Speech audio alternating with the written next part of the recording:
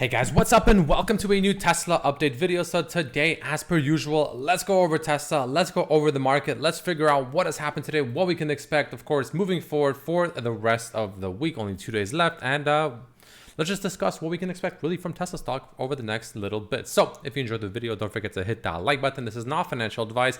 I am not a financial advisor. And of course, my membership section on YouTube is live. The link is down below in the description of the video, where you can access to all my intraday thoughts, posts, updates, etc.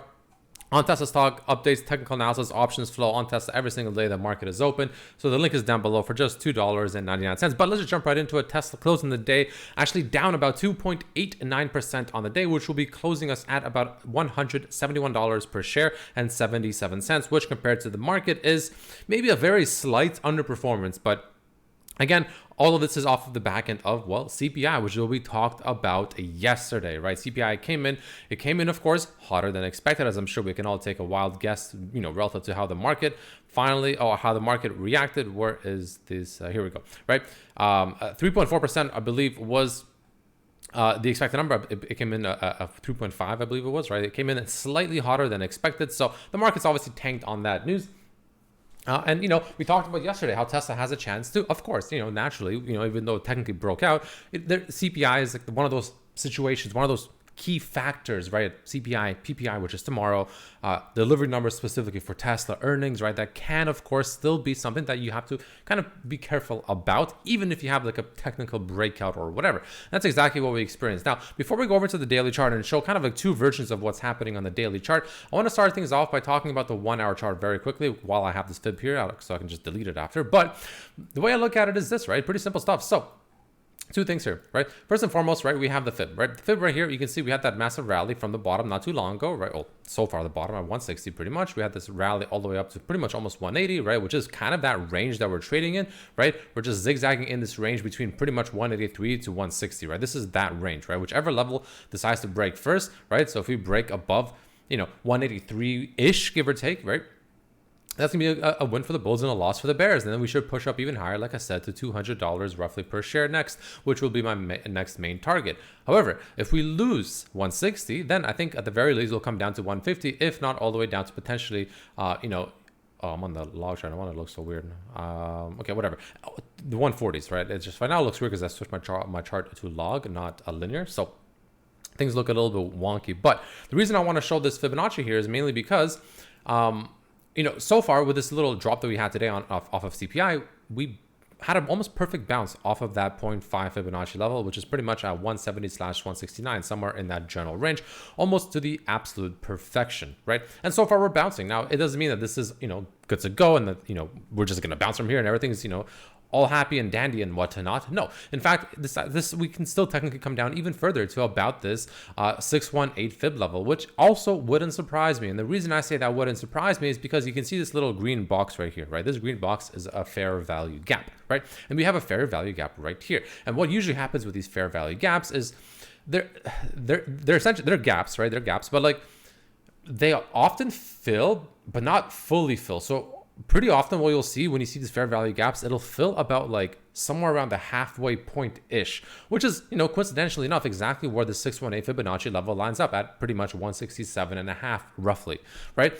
So that really wouldn't surprise me if we get that maybe even tomorrow off of PPI numbers, right? That is still a possibility. But I personally, as of right now, and as it stands, I do expect that rough, like just let's just say, if not 169, then about the 167-ish level to hold, right? I do think that will hold. Worst case for the bullish scenario will be just a gap fill all the way back down to the literal gap itself, which got created at about 165, right? But it really wouldn't surprise me if we do come down to about this 167.5-ish level, and then, potentially bounce from there, and that, could be the quote unquote bottom, if you will. So there is that possibility that I want to, kind of bring up here on the shorter time frame. Again, this is shorter. So this is potentially even just the rest of this week, maybe early next week, right? So that's the way I look at it there. Now, let's talk about the daily chart very quickly. So we talked about yesterday how, currently I'm set, by the way, I want to make it very clear, on the logarithmic chart, right? We talked yesterday about how, I think you can't even see that. I opened it. Yeah, I opened it here, but whatever. I'm on the logarithmic chart. Now, we talked yesterday how, we broke out of this downtrend line, right? This red trend line here, we broke out of it, right? We had the candle closure above it, above 175. Everything was dandy, but obviously CPI was around the corner, quite literally. So it is something to be careful about. Now, what this currently is showing on the logarithmic chart is the fact that we have essentially created a false breakout. We came right back in so far, and we couldn't close back above it, right? However, this is why I always take trend lines with a little bit of a grain of salt, since again, I personally think there's somewhat not biased. I mean, kind of biased, I guess, but subjective, I guess, is a better word here. If we go back to the linear chart, right? The linear chart, this is the chart, this is the one that most people use, right? Linear is most people use, right? If I can even remove this one for now, and what I can do is I can use this one here, right? So we can do the same thing, rough idea, right? So we start from here, right? We can roughly get it from here, right? Something like this. Then we bring it back down all the way to touch this level here. So you can also make an argument the fact that, we're trading something like this as well, right? Where we had a rejection here, we had a rejection here, and this is kind of that trend line to break, right? This is the trend line to break in order to really stop this downtrend. But if you're on the linear chart, you can make the argument, as you can see here, that we did break out yesterday. It was a convincing, clear, clean breakout. And today, all we had was just nothing more than a retest, and so far a successful retest. So this is why trend lines are always somewhat subjective, because you can draw them in many different ways, touch as many things as you want to fit your narrative, right? You can, of course, whether you're on linear or a logarithmic chart, that clearly, as you can see, affects quite a bit. So that really comes down to almost like a perspective thing, if you will, right? Which is why I personally, the way I look at it, right? I still look at this and I still think it's very important, but the main way I'm personally perceiving this current situation that we are in on Tesla right here, right now, more simply put, let me go ahead and fix this thing really quickly here, right? More simply put, is going to be essentially a break. Like I said, a break. I like to look at it more in the zigzag fashion, right? The zigzag fashion that we're in, which is this right here, right? This whole area that we're zigzagging in, this is what I care about. This area, this whole situation is the most important part. And the easiest way, like I said, just, earlier in the video, a break above 183 or a break below 160. That's the cleanest way to play it, right? You can ignore any, noise like trend lines, subjective trend lines, biased trend lines, whatever. You ignore all that noise, you look at this, and you just wait for one of those levels to break. And until then, we just pretty much chop sideways, which I'm very happy as someone that essentially does option selling as his main form of trading, right? Now, the next thing we can look at, of course, as usual, is going to be, well, we have the, what's it called? The 5 EMA and the 13 EMA, which so far, again, are not closing. Obviously, with today's down day, it's not helping the situation, but, it's still pretty darn close to crossing above each other. So that's going to be bullish if we get that green over red crossover. I'll keep you updated, of course, but it hasn't happened just yet. But, it's looking like we may be setting up for that again with PPI tomorrow. Moving along, we have, of course, my favorite indicator, probably, the band's regression. We're still trading pretty much right around the mean line, or right in the dead smack center. So that's important to understand, right? If we go over to the 4-hour chart, pretty much the same picture. We're just ever so slightly below it, right? But we're not, the thing with Tesla here is we're not really overbought, nor are we oversold. We're pretty much trading at, like a fair trading range, if that makes sense, right? Right in the middle. Where things start getting a lot more interesting is if Tesla actually does pump to somewhere around, 179 to even as, 183. That's where things start getting more interesting. That's where we start entering overbought territories, and where, things can start getting, more peculiar.